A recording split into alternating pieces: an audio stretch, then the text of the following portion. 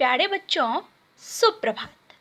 आज हिंदी व्याकरण की कक्षा में हम पढ़ेंगे वर्ण विचार। यूँ तो वर्ण विचार को इससे पूर्व भी आप सबों ने पढ़ा है, इसीलिए मैंने यहाँ लिखा हुआ है पुनरावृत्ति। आप देख रहे होंगे पुनरावृत्ति लिखा हुआ है, अर्थात रिविज़न। तो चलिए हम पढ़ते हैं आज वर्ण विचार को। तो सबसे पहले सर्वप्रथम तो हम जानेंगे वर्ण की परिभाषा को कि आखिर वर्ण किसे कहते हैं।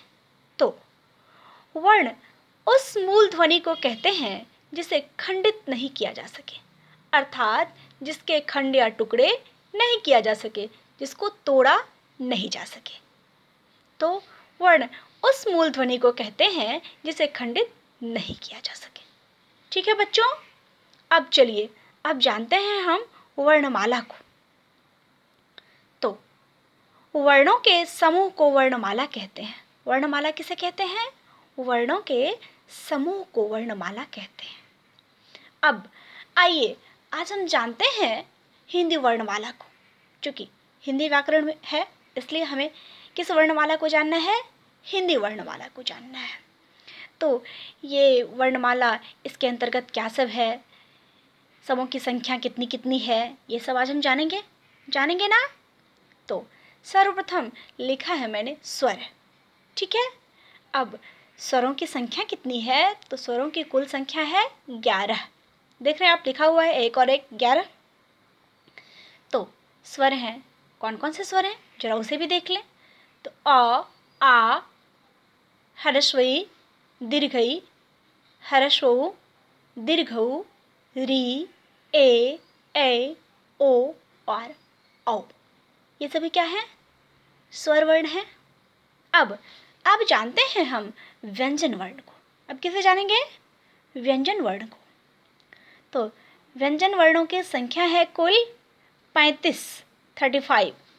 व्यंजन वर्णों की कुल संख्या कितनी है?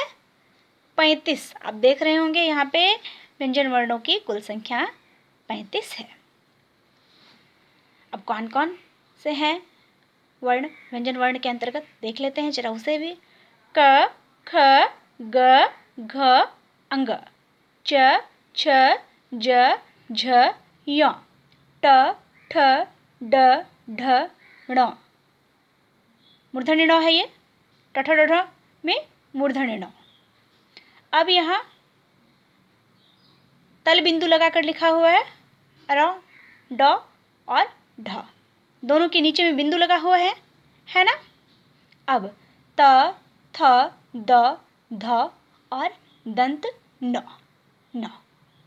अब प, फ, ब, भ और म, य, र, ल, व। अब यहाँ 3 स है नीचे में और ह है। तो चलिए उच्चारण करते हैं हम तीनों स का। श तालव्य श है, जिसका उच्चारण इस प्रकार होगा श। अब है मूर्धन्य स, जिसका उच्चारण है श, मूर्धन्य श है। अब दंत स, जिसका उच्चारण हम इस प्रकार करते हैं स, श, श और स। और सबसे अंत में है व्यंजन वर्ण अंतर्गत ह। अब चलिए बच्चों हम जानते हैं संयुक्त व्यंजन को। किसे जानेंगे? संयुक्त व्यंजन को, जिसकी कुल संख्या 4 है।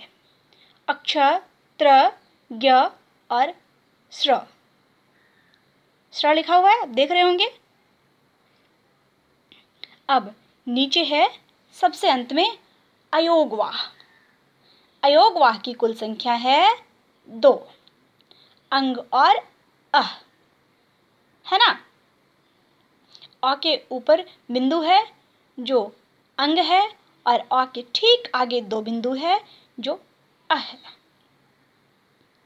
बच्चों आगे की कक्षा में हम वर्णों की परिभाषा को जानेंगे और पढ़ेंगे वर्णों के विषय में आगे और भी बहुत सारी बातें। ठीक है बच्चों, आज के लिए बस इतना ही। धन्यवाद बच्चों।